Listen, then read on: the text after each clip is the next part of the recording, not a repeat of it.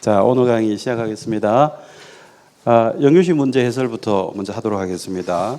오늘이 4월 23일 토요일입니다. 3, 4월 8주 강의에서 이제 고지가 다가오고 있습니다. 이제 7주차 강의가 되겠고요. 복습은 이제 6번째 하게 됐습니다. 기침할 때도 이게 좋네요. 기침할 때 이게 떼면 되니까. 근데 전에는 이거 막 돌려가지고 이렇게 하고 막 그랬었어요. 기침도 못 하겠더라고요. 이게 무선 헤드셋 마이크 하니까. 자, 보겠습니다. 지난주 했던 자료 공부의 복습입니다. 첫 번째, 등기 완료 후에 등기 비율 정보를 작성 통지하는 경우는 세 가지다. 이거 철저하게 외우고 계셔야 됩니다. 이거는 우리 법에 있는 게 아니라 예규에 있습니다. 예규에 따로 정리되어 있는데 시험에 나오면 난이도가 높아요. 근데 이 내용을 정리하셔야 됩니다. 다른 기본서에도 이렇게 딱 깔끔하게 세 가지로 예규의 내용을 그대로 인용하는 교재들은 드물기 때문에 이런 정리는 꼭 하셔야 됩니다. 그래서 세 가지를 여러분 외우고 계셔야 됩니다. 자, 이게 권리자가 새로 생기는 등기. 그러니까 그게 원시 취득이든 승계 취득이든 권리자가 생기잖아요. 그럼 권리자가 등기부에 올라가면 명의인이 되는 것이고 그리고 그들이 권리자로서 권리증을 받아가는 거 너무나 당연하잖아요. 그래서 보설이 추가 등기 권리자. 요거는 그냥 권리자가 권리증 받아가는구나 그렇게 생각하시면 돼요. 두 번째는 가등기에도 이 등기필 정보를 준다는 거 이거 주의하셔야 되죠. 가등기는 예비에 불과하지만 내가 가등기한 자라는 걸 증명할 필요가 있어서 이걸 주게 됐습니다. 옛날 등기 필증 시절부터 줬고 지금도 주고 있습니다. 가등기 등기필 정보. 그 다음에 요 3번은 주의하셔야 되죠. 그냥 관공서의 등기 촉탁은 주지 않습니다. 관공서가 권리를 취득할 때는 관공서는 권리증 없이도 권리를 입증하는 진정성 확보된 주체이기 때문에 권리증 쓸 일이 없어서 권리 취득하더라도 받을 일이 없다는 거예요. 그런데 이 말 등기 권리자를 위하여 이 문구를 꼭 보시라 그랬죠. 그럼 이 사안은 관공서는 권리자를 위해서 대위해서 촉탁만 했다는 뜻이에요. 관공서가 권리 취득하는 게 아니라 권리자 홍길동이 따로 있다는 겁니다. 그럼 홍길동은 개인인데 권리증 없이 어떻게 자기 권리 증명할까요? 그래서 줘야 된다. 이 세 가지를 머릿속에 완전히 심어놓고 계셔야 됩니다. 자, 여기서 보설이 추가 등기 권리자, 가등기 설정 이전에 가등기 그리고 관공서가 등기 권리자를 위하여 촉탁할 때 이 세 가지를 기억해 두십시오. 자, 두 번째입니다. 지난번에 이거 이유를 제가 설명을 드리지는 않았어요. 이렇게 출제가 된 적이 없기 때문에 굳이 제가 설명을 안 드렸는데 이론적인 분석을 하면 굉장히 우리 등기법 양이 많아요. 근데 이 등기 필증과 달리 등기필 정보는요. 암호화된 전산등기 시스템 하에서의 권리증이잖아요. 그래서 명의인하고 즉 권리자로 올라가는 자하고 신청인하고 일치할 때만 이 등기필 정보를 작성하게 돼 있어요. 과거에는 등기필증 시절에는요. 신청인과 권리자 명의인이 달라도 권리증은 무조건 만들었어요. 그리고 권리자가 직접 신청했던 신청을 따로 했던 권리자 따로 있고 신청을 따로 누군가가 했던 등기필증을 만들어서 신청한 자에게 줬어요. 그리고 권리자에게는 등기관리 통지서만 주고 이런 행정을 했다가 바뀐 거예요. 이 등기필 정보라는 권리 증명 제도로 바뀌었기 때문에 권리자와 신청인이 일치할 때만 주도록 이렇게 바꿔버린 겁니다.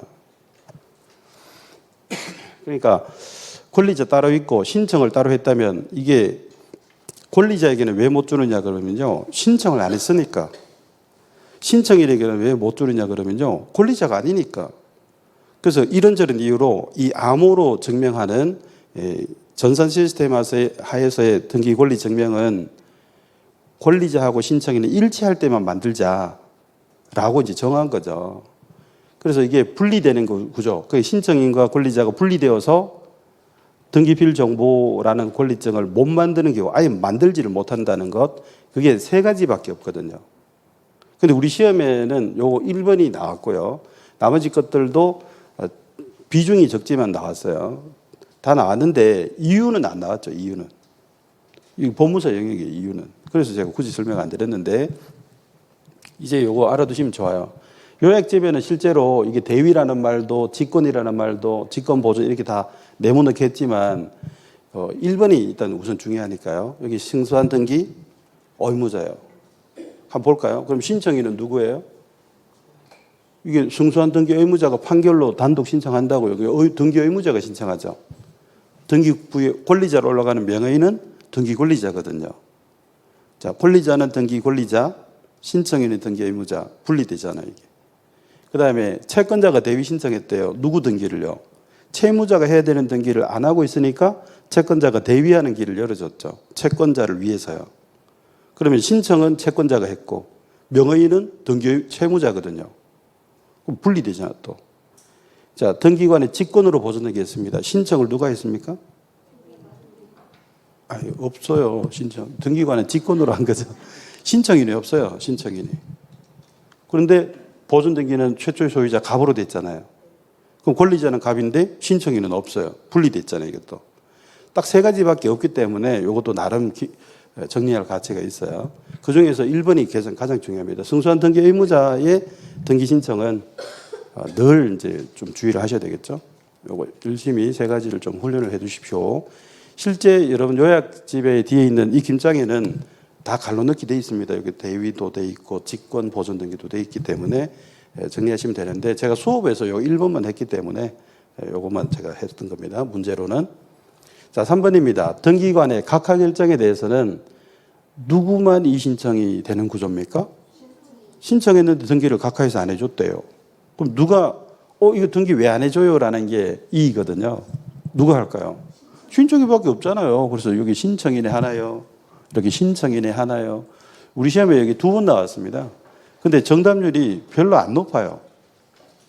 왜 안 높을까요? 이거 여러분 틀릴 수 있는 부분을 늘 고려하실 수 있어야 되고 볼 줄 아셔야 되는데 하나에다가 X 하시는 분이 대부분이었어요. 조금만 생각하시면 되는데 등기관이 등기를 각하해서 안 해주면 신청인만 이의신청하는 거죠. 누가 하겠습니까? 우리 옆집 아저씨가 왜 하겠어요? 신청인이 하나요. 그런데 사유는 뭐죠? 몇 호 각하일 때 이의신청할 수 있나요?에 대해서 제가 안 적었죠. 이게 사유 안 따져요. 몇 호로 각하했던 각하하면 안 해주는 거니까 이게 왜 등기가 수리 안 됐나요? 라고 이의제기하는 거는 신청인이라면 다 할 수 있고 사유는 따지지 않습니다. 1호 각하든 2호 각하든 5호 각하든 11호 각하든 사유는 불문이에요. 자, 그 다음에 4번으로 가시면 위법 부당하다는 등기관의 위법 부당한 처분이나 결정에 대해서 불복하는 의미의 이의가 가능한데 그러면 그게 부당하다 이렇게 판단하는 기준 시점이 언제냐 이거를 이의 심사시로 내니까 그렇게 많이들 쏘으셨어요. 문장으로는 그럴듯하지 않습니까? 그래서 구조를 제가 설명을 드렸는데 등기관의 처분이나 결정 당시가 위법하다 그래야 돼요. 처분 결정 당시가. 그래서 여기 당시가 들어가야 되고 그래서 그 처분 결정 당시에는 없었던 그리고 그 이후에 생긴 새로운 사실이나 증거 방법 가지고 이의를 신청하는 것은 안 된다는 거죠. 그 당시에 위법했다. 처분 결정 당시에 뭔가 문제가 있었어야지 그 등기관의 처분 결정 당시에는 아무 문제가 없었고 이후에 생긴 새로운 사실 끄집어내서 이의 제기하는 것은 받아줄 수가 없다.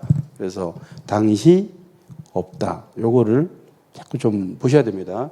잘 속으세요. 요거 이의 심사시로 하면은 지금도 50% 이상은 틀리시더라고요. 대부분의 분들이. 순간 착각하는 겁니다. 5번 이의는 집행정지 효력이 없다가 돼야 되죠. 부동산 등기법 104조의 내용입니다. 이의는 집행정지 효력이 없다.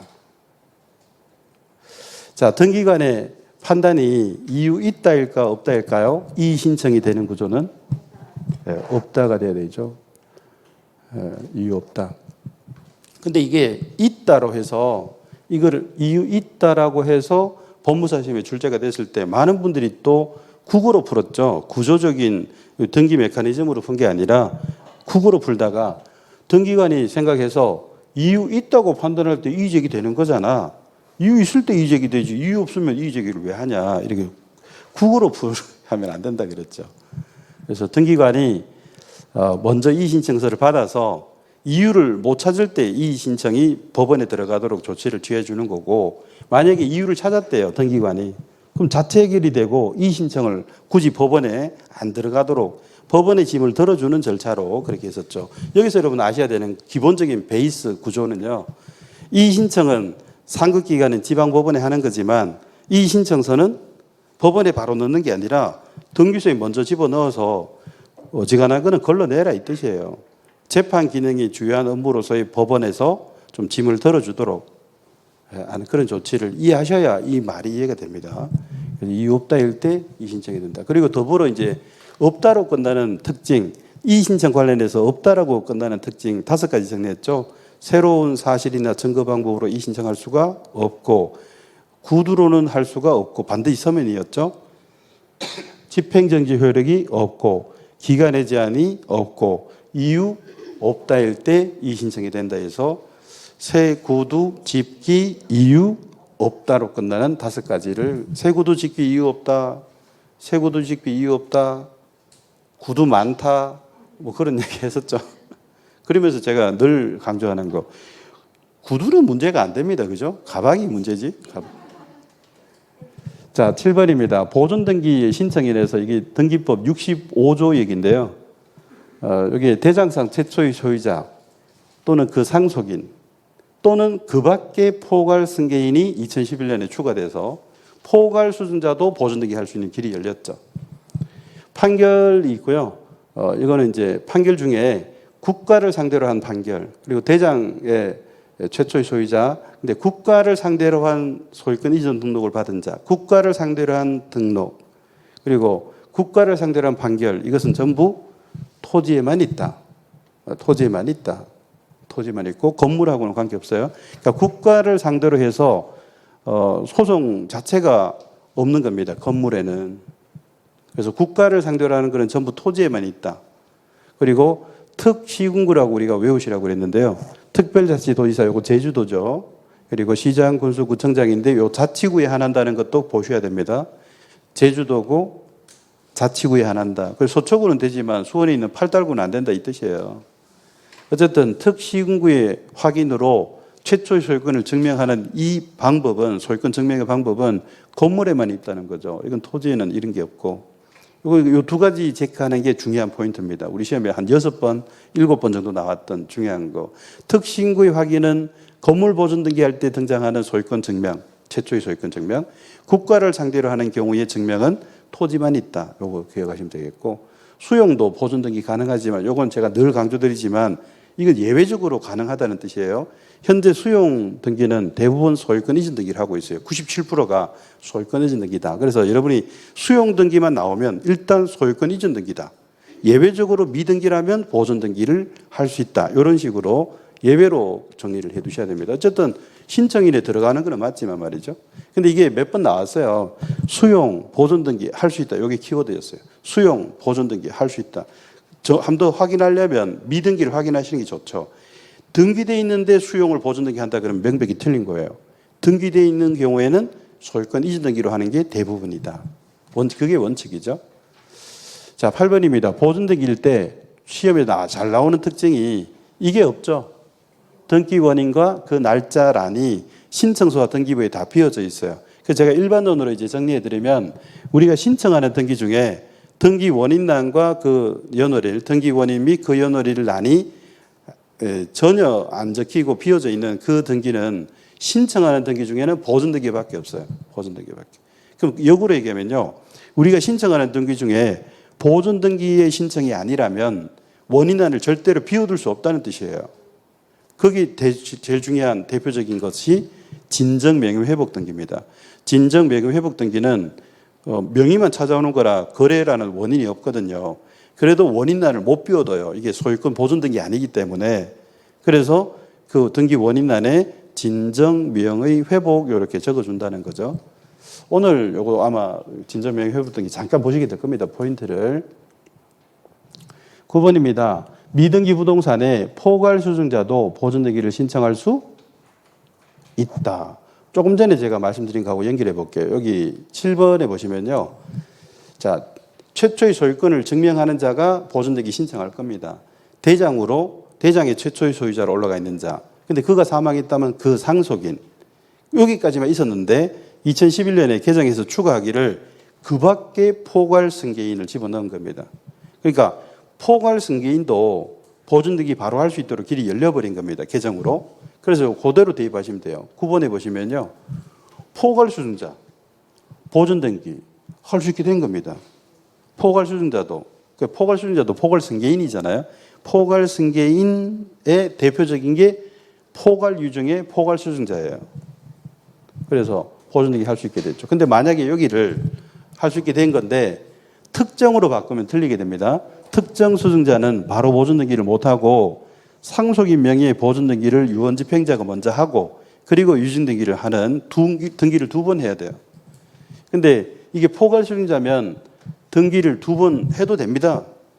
불편하게 한 번 할 수 있는 길을 열어줬는데 굳이 나는 두 번 하고 싶다 그러면 안 말립니다. 해도 됩니다. 근데 그렇게 할 사람은 없겠죠. 한 번만 하면 되니까. 등기할 때도 비용 들잖아요. 등기 두 번 하는 것에서 포괄 수증자일 때는 한 번만 직접 보존등기 하는 길을 열어줬는데 왜 두 번 하겠습니까? 조금이라도 아는 법무사라면 그렇게 안내 안 하겠죠. 그러니까 이거를 의미를 이렇게 정확하게 알아야 된다는 거 이런 뜻이에요. 그럼 같이 볼게요. 미등기 부동산의 포괄 수증자는 상속인 명의의 보존등기를 거친 후 유증등기를 하는 것은 불가능하다 그러면요. 지금 저 혼자 하는 것 같은 느낌이 살짝. 그러니까 등기 두 번 하는 경우밖에 없었어요. 이게 유증 자체가 승계취득이기 때문에 보존등기 원시취득의 등기를 못 하거든요. 승계취득자가 원시취득 등기 어떻게 해요? 그래서 그게 유증이면 특정 유증이든 포괄 유증이든 상속인 명의의 보존등기를 거치고 유증등기 할 수밖에 없었어요. 그런데 2011년에 길을 열어줬다고 상속인 만약에 미등기 부동산의 소유자 갑이 사망하면 상속인이 바로 보존등기 하거든요. 상속은 포괄 승계잖아요. 그러니까 유증도 포괄 유증이면 상속하고 유사하거든요. 구조가. 그러면 이걸 상속인이 직접 보존등기 하게 하는 게 이론적으로 맞지 않나 해서 이 길을 열어준 거예요. 이게. 그래서 포괄 수증자도 상속인과 유사하기 때문에 직접 보존등기 하는 길을 열어줬다 이 말이에요. 자, 이 길을 열어줬다 이 말이 이거를 해야 된다가 아니라 두 번 하는 길만 있다가 한 번 하는 길이 열렸다는 거예요. 그럼 두 번을 할 수 있느냐 말이에요. 그건 여러분의 선택이란 말이에요. 그럼 못 하는 게 아니고 이걸 해야만 하는 게 아니고 두 번 하는 길도 있지만 한 번 하는 길을 열어줬다. 그럼 여러분은 어느 쪽으로 하실 거예요? 한 번 하겠죠. 근데 이거를 이렇게 해요. 포괄 수증자는 보존등기를 직접 하여야 한다 그러면요. 그거는 의미가 달라. 해야 되는 게 아니에요. 그러니까 두 번 하는 거를 한 번만 할 수 있도록 길을 열어줬지. 한 번만 해야 되는 게 아니라니까요. 근데 누구든지 두 번 안 하겠지만 그래서 의미를 교과서에 이제 그렇게 자의적으로 해석해 가지고 포괄 유증일 때는 직접 보존 등기를 해야 한다. 이렇게 돼 있어요. 그럼 그 의미가 달라요. 그렇게 해야 된다는 게 아니에요. 할 수 있다. 한 번 할 수 있는 길을 열어줬지. 등기 두 번 하더라도 충분히 가능한 절차입니다. 지금 현재는. 자, 10번입니다. 등기관이 미등기 부동산에 대해서 네모의 촉탁에 따라 네모의 처분제한 등기를 할 때 네모로 네모 등기를 한다. 뭐 네모가 뭐 이렇게 많아 이렇게 하시는데 이 네 가지 네모가 네 군데 네모가 핵심이죠. 핵심. 법원이 나와야 됩니다. 왜 법원만 나와야 됩니까? 다른 광고서 나오면 안 됩니까? 법원만 나와야 됩니다. 법원만. 왜 등기소하고 법원은 어떤 관계? 상하관계. 상하관계의 기관만 나와야 되거든요. 그리고 여기다가 다른 뭐 세무서, 과세관청, 뭐 지방자치단체 이런 관청이 나오면 안 됩니다. 해당 없어요. 여기 직권 보존등기 규정에. 그다음에 여기 소유권만 나와야 됩니까? 다른 권리 나와도 됩니까? 소유권만 나와야 됩니다. 그래서 소유권에 대한 처분 제한 등기 해야 되니까 갑구를 개설하는 보존 등기를 직권으로 하라 이렇게 돼 있었죠. 가장 중요한 포인트는요. 법원이고 소유권이라는 거예요. 소유권 처분 제한. 그리고 직권 보존 등기 하는 길을 열어줬죠. 이 내용에 대해서 이 조문이 완전히 숙달이 되셔야 됩니다. 등기법 66조 1항 내용인데요. 시험에 나오면 항상 난이도가 상이에요. 제가 난이도 상위를 하는 거는 그만큼 많이 틀려주신다 이 얘기입니다. 자, 이걸 그대로 머릿속에, 그리고 현실적으로 제가 이거 시험에 대비하는 것도 필요하지만 여러분이 현실적으로 알고 계셔야 된다. 이게 실전에 가도 아셔야 된다. 그랬죠? 자, 여기 법원이 촉탁하는 소유권 처분 제한의 등기는 몇 가지가 있다 그랬어요? 4가지밖에 없다 그랬어요. 현행 제도하에 경매, 가압류, 가처분, 임차권 명령 의무 4가지밖에 없어요. 그 4가지를 묻는 시험도 나왔다 그랬잖아요. 그런데 그 중에 하나, 뭐 경매를 예를 들어 볼까요? 미등기 부동산에 경매 등기가 가능하다는 얘기입니까? 그 얘기하는 겁니다. 미등기라도 경매 신청이 들어오면 등기관이 법원의 촉탁을 받았기 때문에, 법원의 경매 개시 결정 등기 촉탁서를 받았기 때문에 등기부 없다고 이 등기를 거부하게 되면 상급기관의 요구를 등기부 없다고 거부하는 구조는 있어서는 안 된단 말이에요. 이게 상하 조직의 파괴니까. 그래서 등기관이 이뻐서가 아니라 상급기관의 요구를 거절하지 못하는 절차에서 직권보존등기 길을 열어주고 권한을 부여하는 조문을 둔 거예요. 그래서 미등기 부동산에 경매 신청이 들어오면 이게 등기가 됩니다. 직권보존등기가 되고 등기부 만들어지고 그 밑에 보존등기 1번이겠죠. 1번 소유권 보존등기. 그 밑에 주등기로 소유권 경매니까 2번 경매 개시 결정 이렇게 촉탁등기가, 이건 촉탁등기잖아요. 들어갑니다. 직권보존등기 후 촉탁받은 등기 실행해주는 절차로 해서 미등기에도 경매가 진행이 된다는 것. 여기 경매 자리에 다른 거 다 넣어도 되죠. 미등기 부동산도 가압류 걸리고요. 미등기 부동산도 가처분 걸리고 미등기 부동산의 임차권 명령 등기도 진행이 된다는 것. 그거를 아는 게 여기서의 현실적인 의미를 아는 거죠. 그 정도까지입니다. 뭐 해설은 여기까지 하도록 하겠습니다.